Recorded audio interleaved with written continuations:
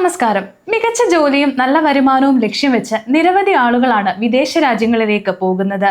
അത്തരത്തിൽ പ്രവാസികൾ കൂടുതലായി തിരഞ്ഞെടുക്കുന്ന ഒരു രാജ്യമാണ് സൗദി അറേബ്യ.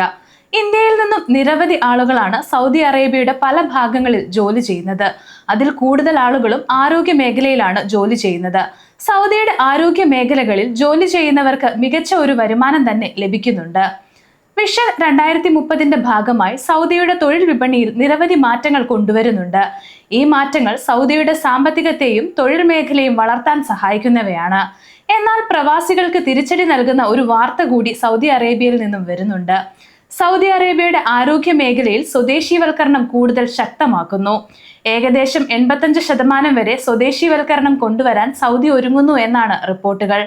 ഇത് സൗദിയുടെ ആരോഗ്യ മേഖലയിൽ ജോലി ചെയ്യുന്ന മലയാളികൾ ഉൾപ്പെടെയുള്ള പ്രവാസികൾക്ക് തിരിച്ചടിയാണ്. നിയമം ലംഘിക്കുന്ന സ്ഥാപനങ്ങൾക്കെതിരെ ശക്തമായ നടപടി സ്വീകരിക്കുമെന്ന് സൗദി മന്ത്രാലയം വ്യക്തമാക്കിയിട്ടുണ്ട്. ആരോഗ്യ സംരക്ഷണ മേഖലയിൽ സ്വദേശീവൽക്കരണത്തിന്റെ 2ാം ഘട്ടത്തിനാണ് തുടക്കമായിരിക്കുന്നത് എന്നാണ് റിപ്പോർട്ടുകൾ. 4 തസ്തികകളിലാണ് ഇതിനായി തെരഞ്ഞെടുത്തിരിക്കുന്നത്. 4 തസ്തികകളിൽ ഏർപ്പെടുത്തിയ സൗദി സ്വദേശീവൽക്കരണത്തിന്റെ നടപടികൾ പ്രാബല്യത്തിൽ വന്നതായി ആരോഗ്യ മന്ത്രാലയവും ministry of human resource and social ഡെവലപ്മെന്റും അറിയിച്ചു. നിലവിൽ 65% മുതൽ 85% വരെ വിവിധ തസ്തികകളിൽ സ്വദേശീവൽക്കരണം കൊണ്ടുവരുന്നുണ്ട് എന്നാണ് റിപ്പോർട്ടുകൾ. 80% വരെ സ്വദേശീവൽക്കരണം ഡയറ്റീഷ്യൻ, ഫിസിയോതെറാപ്പി തസ്തികകളിൽ കൊണ്ടുവരും. റേഡിയോളജി ഡിപ്പാർട്ട്മെന്റിൽ 65%, മെഡിക്കൽ ലബോറട്ടറികളിൽ 70% കൊണ്ടുവരും. സൗദിയിൽ സ്പെഷ്യാലിറ്റി യോഗ്യതയുള്ള സ്വദേശികൾക്ക് 7000 റിയാലും ടെക്നീഷ്യൻ യോഗ്യതയുള്ളവർക്ക് 5000 റിയാലുമാണ് കുറഞ്ഞ വേതനമായി നൽകുന്നത് എന്ന് human resource and social development അറിയിച്ചു. സൗദിയുടെ ആരോഗ്യ മേഖലയിലേക്ക് കൂടുതൽ സ്വദേശികളെ എത്തിക്കുന്നതിന്റെ ഭാഗമായാണ് ഈ നടപടി കൊണ്ടുവന്നിരിക്കുന്നത്. കൂടാതെ നിശ്ചിത യോഗ്യതയുള്ള സ്വദേശികൾക്കായി വിവിധ പരിശീലന പരിപാടിയും സൗദി മന്ത്രാലയം കൊണ്ടുവന്നിട്ടുണ്ട്. സൗദിയിലെ എല്ലാ സ്ഥാപനങ്ങളും സ്വദേശീവൽക്കരണം കൃത്യമായി നടപ്പിലാക്കണമെന്ന് അധികൃതർ മുന്നറിയിപ്പ് നൽകിയിട്ടുണ്ട്. സ്ഥാപനങ്ങൾ നിയമം ലംഘിക്കുകയോ അനുസരിക്കാതിരിക്കുകയോ ചെയ്യുകയാണെങ്കിൽ കനത്ത പിഴ ഉൾപ്പെടെയുള്ള ശിക്ഷാ നടപടികൾ നേരിടേണ്ടി വരും.